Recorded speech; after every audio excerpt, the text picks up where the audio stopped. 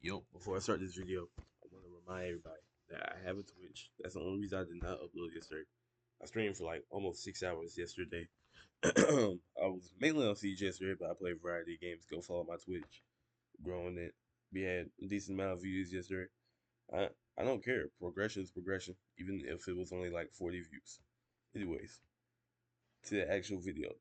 This video is probably gonna be called the most overrated player in the NBA because ever like I never understood that. Like, let me just go back to that real quick, because y'all said Tyrese Halliburton was the most overrated player in the NBA after what he did last year. Last year he got the Pacers to the conference finals, doing similar things, right? Because they beat the Bucks in the first round last year, even though Giannis was hurt. I still seen, I think majority of people choose the Bucks, and I think I chose the Bucks too, honestly. But um, yeah, y'all said the Pacers are gonna lose that series. Who did they play in the second round? I forgot. Second round last year. Oh yeah, second round last year they played the Knicks. You can say that was because of injuries. In Game 7, um, the Knicks did have a lot of injuries, but the Pacers ended up winning that series. We can't take away what they did, right? Then they ended up getting swept by the Celtics, but every game was close. And Tyrese Halliburton did get hurt. It probably would have at least gone 5 games if Halliburton wasn't hurt. Um, some of the Celtics wins in that series were just like improbable or like crazy comebacks in the fourth quarter. Like that Jaylen Brown game winner in game one, the Pacers should have won that game. Then again, if Halliburton plays, they probably win game three. But you can't go off hypotheticals. The Pacers did make the conference finals last year though, and seeing what Halliburton did start of the season when he obviously wasn't injured, he was averaging like what 24 points, 11 assists. Y'all call that overrated? After he gets hurt, yes, his stats did go down, but in the playoffs he had a decent amount of clutch moments last year. Going to this year though, Tyrese Halliburton looks like a top three most clutch player in the NBA. Like he he's pulled off three of the most improbable comebacks we'll ever see in like this generation of basketball in the playoffs. The one against the Bucks in Game 5, one against Cleveland, and I think it was Game 2, because I think Cleveland won Game 3. Yeah, Game 2, and the one against New York yesterday. Like I know, obviously the whole run of them coming back wasn't just Halliburton for all those comebacks, but Halliburton ends up having the game-winning shot every time. And then you get moments like this where he's pointing at Reggie Miller doing a choke thing. Like that's crazy. Y'all call this player the most overrated player in the NBA. Now they're 3 wins away from making the NBA Finals. Keep in mind they're playing the same Knicks team that they beat last year. I feel like the Pacers are better than last year, honestly. Like they packed up the Cavaliers in 5, but it took them 7 games to beat the Knicks last year. Keep in mind, DiVincenzo was their second best scorer last year.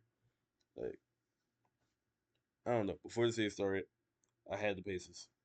It looks like the Pacers are going to win the series, but still a long series left. I'm not saying the Pacers won just because it's a game. If anything, though, this is for the game for them to win. Um, yeah, I really got nothing else to say about the game. The Knicks is so like they pulled a Boston, like it's weird to me. Also, I feel like the Pacers did a good job of slowing down Brunson. Like Brunson still had a pretty decent game, but they did a pretty good job of slowing down Brunson. Now, real quick, I do want to talk about Wolves OKC for a second, just because I haven't got a chance to talk about it. Um, OKC comes out there, win game one. Definitely played better in the second half than the first half. Their defense was great. Almost no one on the Timberwolves had a good game outside of Julius Randle. Um, as y'all can see, my predictions, I had OKC winning it. Which got 5 games. It looks like that's gonna happen. Like I don't I don't see how Anthony Edwards has a good series, and every player besides Anthony Edwards and I guess Julius Randle, I don't see them. I don't see them being consistent enough for them to win more than 2 games. This goes 6 games max. OKC wins the series. Now, people were complaining about Shay's free throws. I think most of Shay's free throws were legit. He didn't even shoot that many free throws in my opinion. And I feel like the way King in the fourth quarter, or Kenny, y'all may know, how he described it was the best way I heard it be described. He drives to the rim more than any player in the NBA based off stats, based off eye tests, based off everything. So he's gonna get more fouls than everybody else. Simply like that. But even if Shea didn't have those 14 free throws, even if he had two, OKC was still gonna win this game.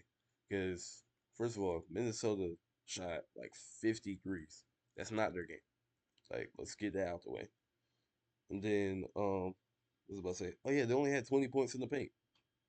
Like 20 points in the paint is kind of embarrassing. Obviously they're gonna do better throughout the series, but I don't know. Like I feel like Memphis might have been a better matchup for OKC than Minnesota, bro. I feel like Minnesota got blessed that they played Golden State without Curry and an incomplete Lakers team, and now they're about to get smacked by OKC. I believe Game 2 is tonight. We'll see what happens. I might stream that game. Oh yeah, I also do stream watch parties for games. So if y'all want to check that out, go ahead and check that out. But I'm gonna end the video right there.